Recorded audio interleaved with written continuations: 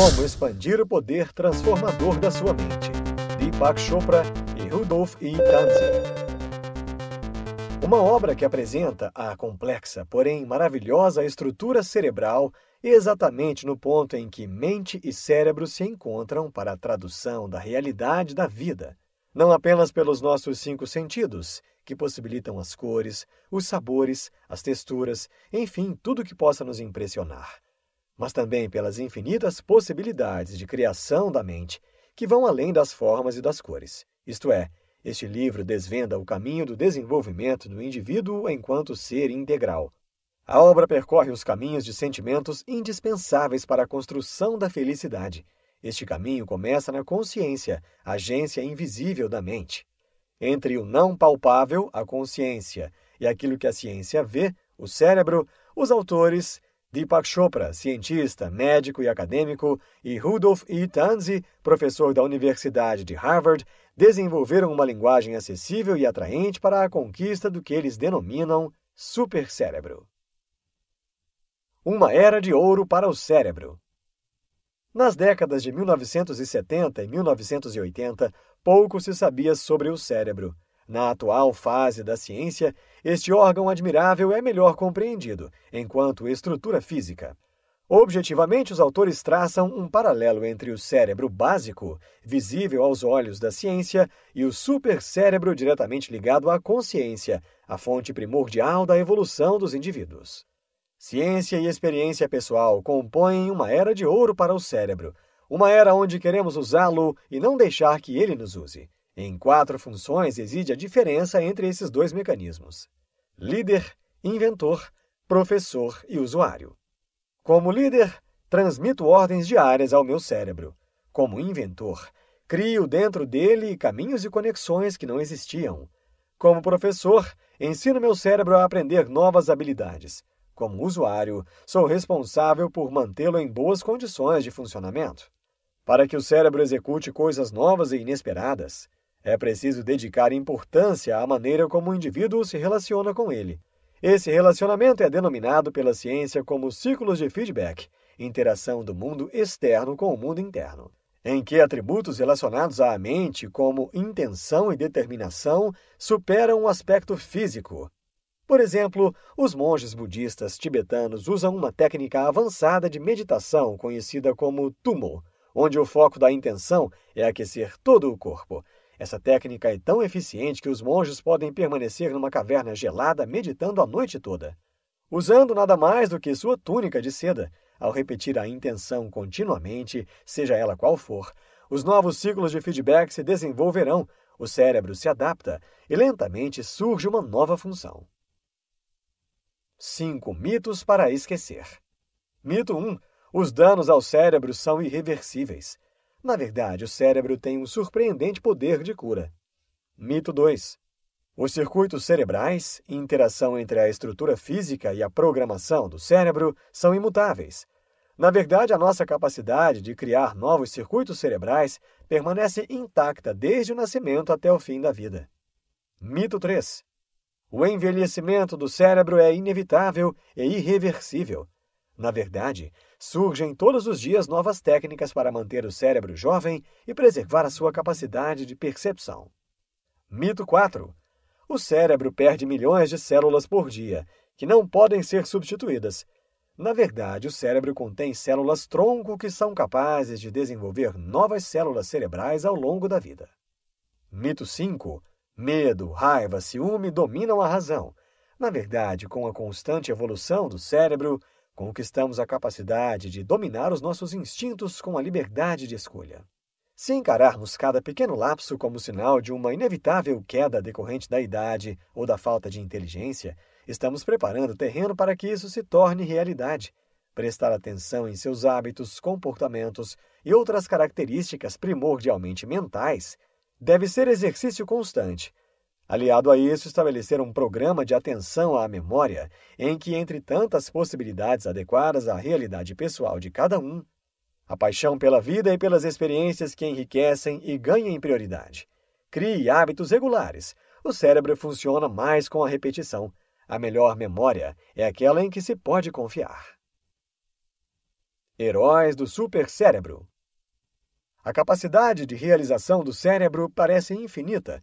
O maior supercomputador existente não é capaz de igualá-la. Herói número 1. Albert Einstein, o grande físico. Pessoas excepcionalmente bem-sucedidas usam o cérebro de uma maneira fundamental para o sucesso. Adaptar-se é o segredo. De todos os seres vivos, apenas os humanos se adaptaram a todos os ambientes do planeta. Por uma questão de sobrevivência, Einstein levou a adaptabilidade a um novo patamar. A questão era evolução. O gênio se adaptava ao desconhecido e conquistava-o. Para isso, ele desenvolveu 3 forças e evitou 3 obstáculos.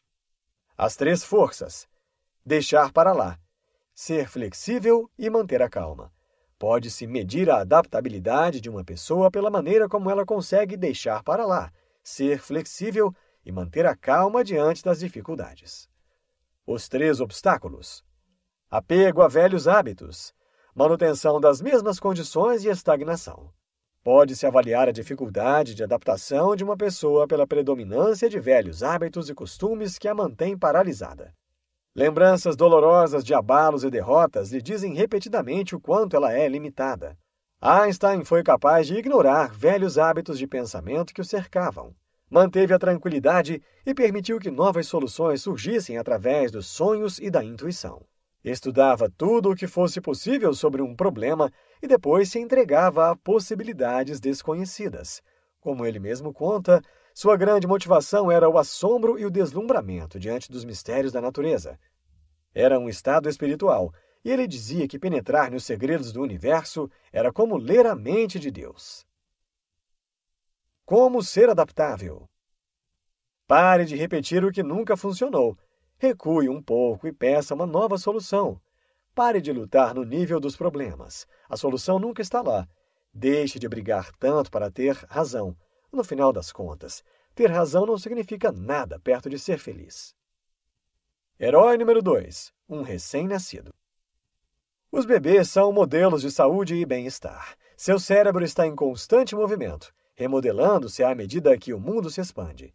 Eles não se prendem a velhas e desgastadas condições. A natureza se encarrega de fazer de seus cérebros perfeitas máquinas de interação com o mundo externo. O mesmo deve acontecer conscientemente com o adulto, através de 4 canais de desenvolvimento que compõem e dão qualidade à nossa vida: sensação, imaginação, sentimento e pensamento. Em resumo, integrar a realidade, mente, corpo e mundo exterior significa ter 3 forças que refletem a maneira como o bebê acessa o mundo: comunicação, equilíbrio e visão ampla, além de evitar 3 obstáculos que nos atormentam na vida adulta: isolamento, conflito e repressão. Herói número 3. Buda. Nossos heróis, nossos exemplos de crescimento interior, são guias espirituais da humanidade como um todo.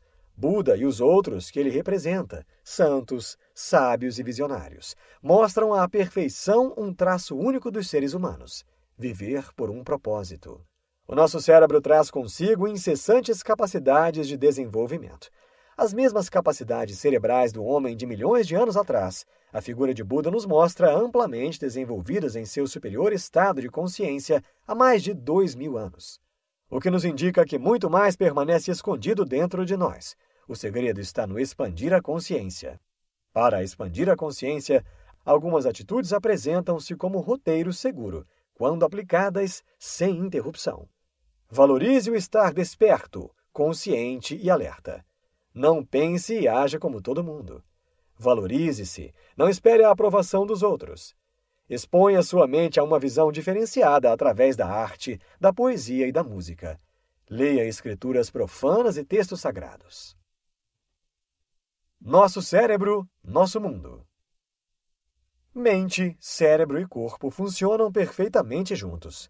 O cérebro cria novos caminhos a cada segundo, porque nossos sentimentos, pensamentos e outros atributos da mente exigem uma reação química que, de algum modo, atingirá o nosso corpo. Percebe-se assim que todo esse percurso que chamamos de criação da realidade tem início num nível muito mais sutil e invisível, que é a consciência.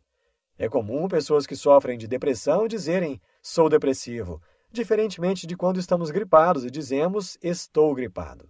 A expressão eu sou indica a identificação na mente com a doença, que gera uma reação química no cérebro e, consequentemente, a depressão se instala. Trata-se de uma íntima ligação mente-cérebro que, se controlada ao nível da autoconsciência, pode mudar qualquer coisa. Conhecer algumas regras ajuda a controlar a criação da realidade. Você não é o seu cérebro. Você cria tudo o que sente e vê no mundo.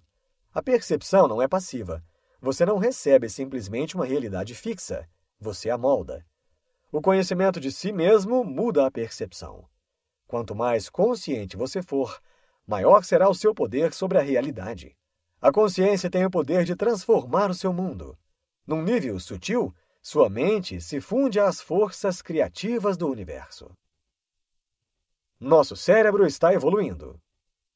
O cérebro é o único entre todos os órgãos do corpo capaz de evoluir pessoalmente aqui e agora. Uma criança de 5 anos que aprende a ler está evoluindo do ponto de vista da fisiologia, funções do cérebro. Um cérebro adulto está evoluindo quando aprende a controlar a raiva, a pilotar um jato ou a ter compaixão. Simplificando, mostramos as funções do cérebro divididas em 4 fases. Instintiva.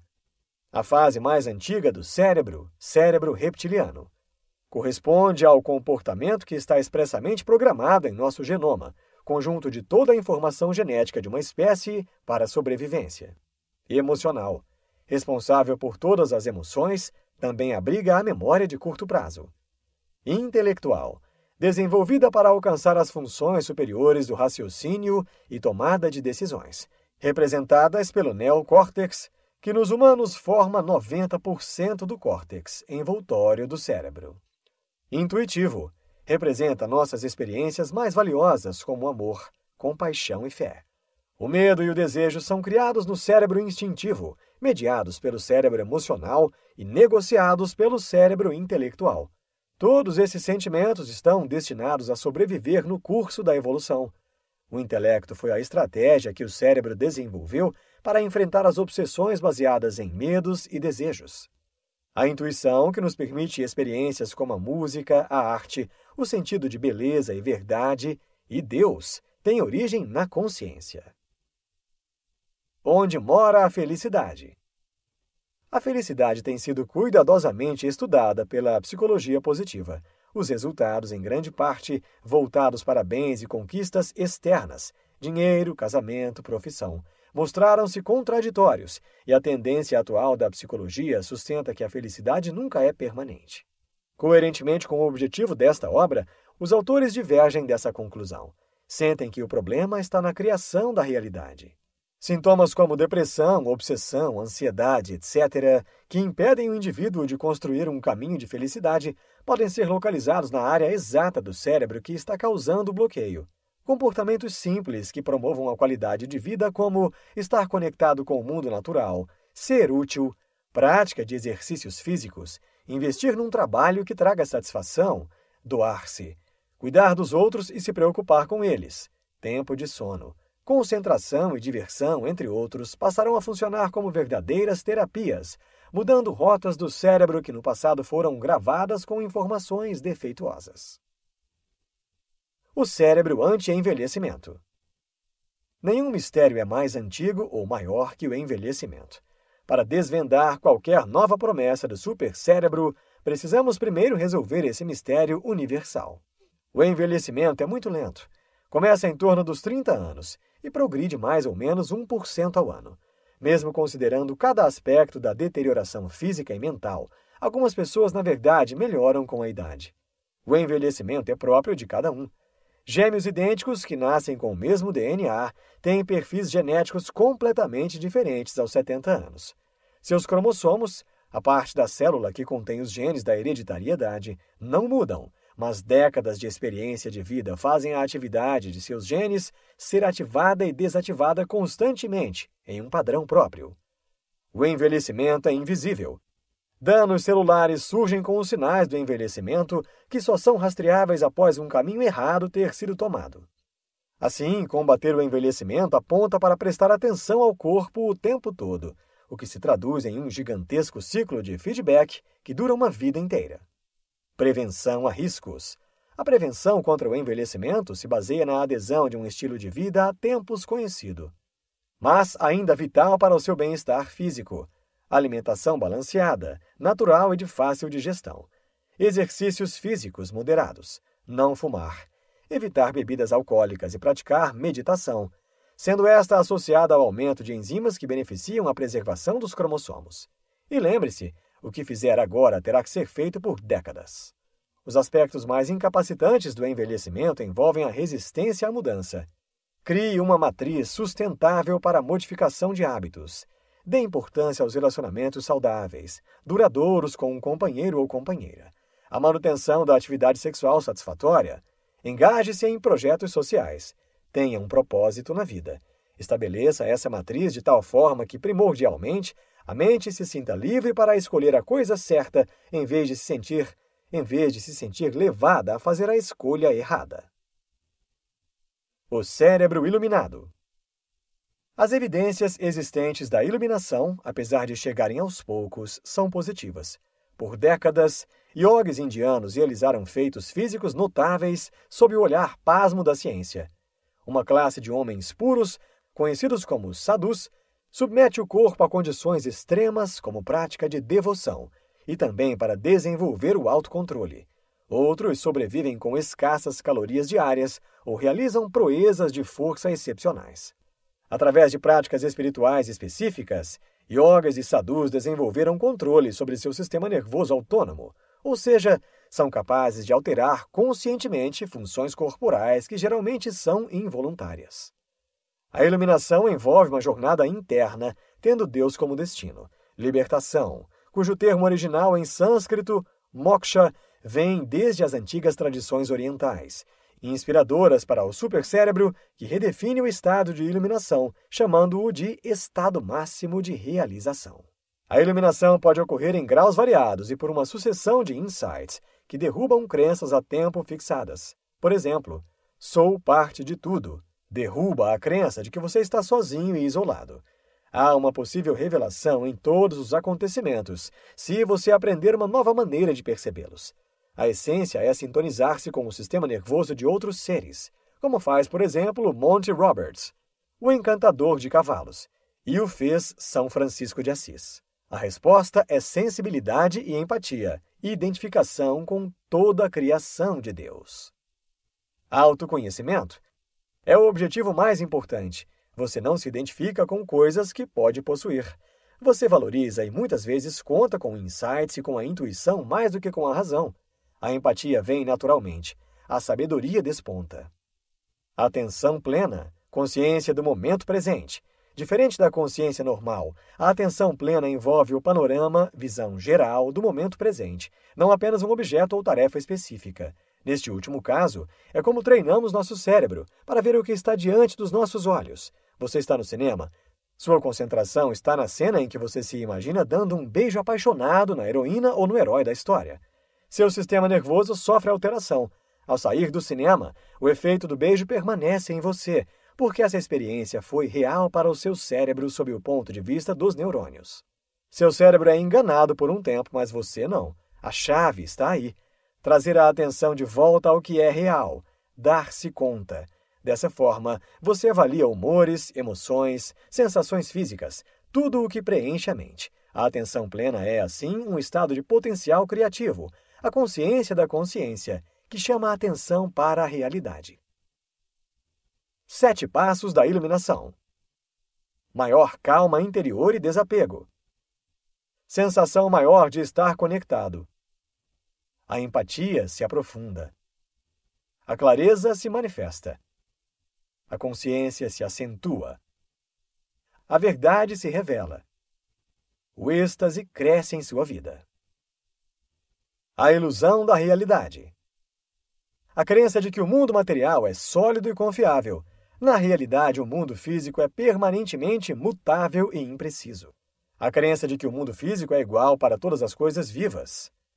Na realidade, o mundo físico que experimentamos apenas espelha o nosso sistema nervoso humano. Como declarou o eminente físico alemão Werner Heisenberg, os próprios átomos ou partículas elementares não são reais.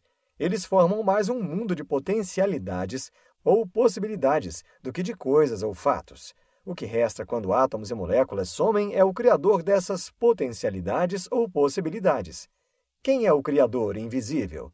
A consciência ou self, que cria a realidade de maneira livre. Somos como antenas vibrando e transformando bilhões de impulsos elétricos do nosso cérebro em um mundo animado, barulhento e colorido. Um mistério cujas cores, sons e tudo o que qualifica este mundo, a neurociência designa por qualia, palavra latina para qualidade. Parece confuso, mas um exemplo pode ajudar a compreender. Se quisermos deletar alguma coisa no computador, simplesmente apertamos a tecla Delete. Não é necessário ir às entranhas da máquina ou mexer em seu programa, basta um toque. É assim que uma interface de usuário funciona. Do mesmo modo, ao se criar qualia, como a doçura do açúcar ou o brilho da esmeralda, não é preciso entrar no cérebro ou mexer na sua programação. Você abre os olhos, vê a luz e bingo! O mundo inteiro de repente está ali. Epílogo de Rudy. Quando chegamos ao nosso estilo de vida ideal para o cérebro, não estávamos estabelecendo que fosse especificamente para o Alzheimer. As mudanças no cérebro para o mal de Alzheimer começam anos antes dos primeiros sintomas de perda de memória aparecerem. Estudos genéticos avançam para possibilitar a ciência de predizer com segurança e mais precocemente o risco que uma pessoa corre. O mal de Alzheimer tem algum componente ligado ao estilo de vida? Essa é uma pergunta que ainda não podemos responder com certeza. Também não afirmamos que a doença ocorre porque o paciente não levou um estilo de vida conveniente. No entanto, o estilo de vida que a pessoa leva pode, potencialmente, ser um trunfo contra a disposição genética para a doença. Estudos apontam isso. Exercícios regulares, alimentação balanceada. Aqui recomenda-se a dieta mediterrânea. Estímulo intelectual e engajamento social compõem a lista que integra um estilo de vida afinado com a sabedoria do supercérebro. O mal de Alzheimer mata o sonho de que a velhice será um tempo cheio de vida. Antes de chegarmos a vencer a batalha pela cura da doença, podemos alcançar outra vitória, usando o cérebro para a realização, mesmo desde a infância. Essa é a visão do supercérebro, a parte deste livro que tem o maior significado para mim. Epílogo de Deepak. Como a escolha e o livre-arbítrio são impopulares entre os neurocientistas, nós trabalhamos duro neste livro para restaurá-los. O cérebro vai seguir o caminho para onde a mente o conduzir, até mesmo aos domínios de Deus. De todas as mensagens enviadas pelo cérebro, as mais sutis, que são praticamente silenciosas, tocam o divino. O livro é abundante em esclarecimentos e fatos que o sustentam nessa busca, tornar real a consciência superior. Além da religião organizada, as pessoas precisam ter consciência de ter uma origem. Caso contrário, estaríamos na posição de Lois Lane, em um momento engraçado da versão cinematográfica do Super-Homem de 1978. Lois é jogada do alto de um edifício e está despencando em direção ao solo. Clark Kent, vendo sua queda, pula para dentro de uma cabine telefônica para vestir sua roupa de Super-Homem pela primeira vez. Ele sobe e pega Lois, dizendo: "Não tenha medo, senhorita, eu a peguei." Os olhos de Lois arregalam-se assustados. "Mas quem está segurando você?" Ela grita. A mesma pergunta adapta-se à consciência. Ela precisa de algo ou de alguém para sustentá-la. E esse alguém é a consciência infinita que tradicionalmente é chamada de Deus. Se não houvesse Deus, ele precisaria ser inventado, pelo simples fato de que sal, glicose, potássio e água não podem pensar. Equivale a dizer, é impossível para o cérebro criar consciência. O que faz essa mente ser controversa é que ela não é localizável. Ela se expande além de todos os limites.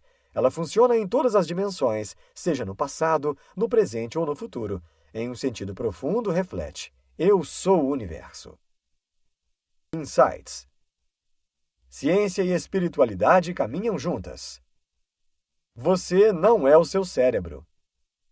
As criações do cérebro são comandadas pela consciência. Os princípios de saúde e bem-estar habitam na mente.